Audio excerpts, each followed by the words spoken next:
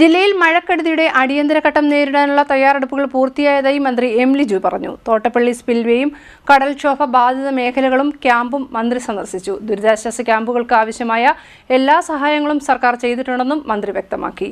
മഴ തുടരുന്ന സാഹചര്യത്തിൽ അടിയന്തര ഘട്ടങ്ങൾ ഉണ്ടായാൽ നേരിടാനുള്ള എല്ലാ തയ്യാറെടുപ്പുകളും ആലപ്പുഴ ജില്ലയിൽ പൂർത്തിയായതായി സഹകരണ എക്സൈസ് മന്ത്രി എം ലിജു പറഞ്ഞു. മുന്നൊരുക്കങ്ങളിൽ ജില്ലാ ഭരണകൂടം കൃത്യമായ ജാഗ്രത പുലർത്തുന്നുണ്ടെന്നും ദുരിതാശ്വാസ ക്യാമ്പുകൾക്ക് ആവശ്യമായ എല്ലാ സഹായങ്ങളും സർക്കാർ ചെയ്തിട്ടുണ്ടെന്നും മന്ത്രി വ്യക്തമാക്കി.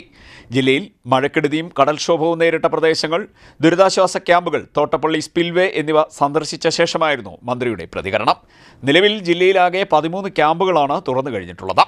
തീരപ്രദേശത്ത് പായൽക്കുളങ്ങരയിലും അമ്പലപ്പുഴ സൗത്തിലുമായി 2 ക്യാമ്പുകൾ തുറക്കുകയും ചെയ്തിട്ടുണ്ട്.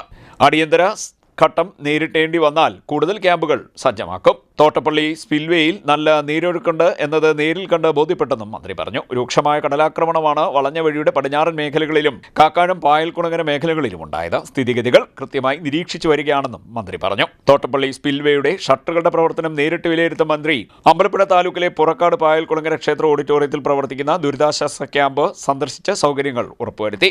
നിലവിൽ 2 ക്യാമ്പുകൾ, ഒന്ന് പായൽക്കുളങ്ങരയിലും മറ്റൊന്ന് അല്ലമീൻ സ്കൂളിലും ക്യാമ്പുകൾ പ്രവർത്തിക്കുന്നുണ്ട്.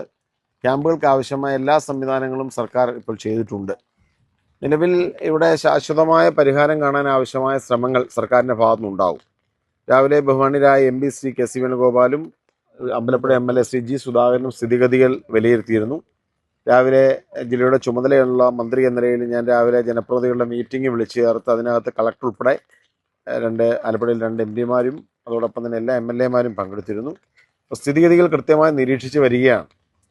കടലാക്രമണം രൂക്ഷമാകുന്ന പശ്ചാത്തലത്തിൽ നമ്മളത് സ്ഥിതിഗതിയിൽ പരിശോധിച്ച് അതിനാവശ്യമായ പരിഹാര നടപടികൾ, ഈ പ്രദേശത്ത് ആവശ്യമായ നടപടികൾ സ്വീകരിക്കും. ക്യാമ്പുകൾക്ക് ആവശ്യമായ എല്ലാ സജ്ജീകരണങ്ങളും ഗവൺമെൻറ് ചെയ്തിട്ടുണ്ട്. എന്തെങ്കിലും അടിയന്തര ഘട്ടങ്ങളെ നേരിടേണ്ടി വന്നാൽ നേരിടാനുള്ള തയ്യാറെടുപ്പുകളും ജില്ലയിൽ സ്വീകരിച്ചിട്ടുണ്ട്. ജില്ലാ ഭരണകൂടം ആ കാര്യത്തിൽ വളരെ ജാഗ്രത പുലർത്തുന്നുണ്ട്. തോട്ടപ്പള്ളിയിൽ നല്ല നീരൊഴുക്കാണുള്ളത്. തോട്ടപ്പള്ളിയിൽ ആകെയുള്ള 40 ഷട്ടറുകളിൽ 39 ഷട്ടറുകളും ഇപ്പോൾ പ്രവർത്തിച്ചു വരികയാണ്. നല്ല നീരൊഴുക്കുണ്ട്. ഞാൻ നേരിട്ട് അവിടെ പോയിരുന്നു. എന്ത് അടിയന്തര ഘട്ടത്തെയും നേരിടാനുള്ള ഒരുക്കത്തിലാണ് സർക്കാർ. തീർച്ചയായിട്ടും അതുകൊണ്ടാണല്ലോ ഇപ്പം നമ്മൾ വെള്ളം ഒഴുകി മാറുന്നതിന് വേണ്ടി നിലവിൽ തോട്ടപ്പള്ളിയിലെ ഷട്ടറുകളെല്ലാം തന്നെ തുറക്കുന്നുണ്ട്. അവിടെ ആഴം കൂട്ടാനുള്ള നടപടികളും നോക്കുന്നുണ്ട്. കിഴക്കൻ ചെയ്തുകൊണ്ടിരിക്കുകയാണ്. പിന്നെ തണ്ണീർമുക്കം ബണ്ടിൻ്റെ പ്രദേശങ്ങൾ തുറന്നിട്ടിട്ടുണ്ട്. അന്ധകാരനഴി പൊഴിയും നിലവിൽ കായംകുളം പൊഴിയിലും എല്ലാ സ്ഥലങ്ങളിലും പ്രവർത്തനങ്ങൾ നടന്നു വരികയാണ്. ആറാട്ടുപുഴയിലും എല്ലാ സ്ഥലങ്ങളിലും ഉണ്ട്. ഇപ്പോൾ തൽക്കാലം ഹ്രസ്വകാല പരിഹാരങ്ങൾ ഉണ്ടാക്കിക്കൊണ്ടിരിക്കുന്നു. കടൽക്ഷോഭത്തിൽ നിന്നും പ്രതിരോധിക്കാനാവശ്യമായ ഹ്രസ്വകാല പരിഹാര നടപടികൾ ഇപ്പോൾ നടക്കുകയാണ്. ദീർഘകാല അടിസ്ഥാനത്തിൽ ഈ വിഷയത്തിന് പരിപൂർണമായ പരിഹാരം, ഒരു വളരെ മികച്ച രീതിയിലുള്ള കടൽഭിത്തി സൃഷ്ടിച്ച് ഈ പരിഹാരം ഉണ്ടാക്കാനാണ് സർക്കാർ ആഗ്രഹിക്കുന്നത്.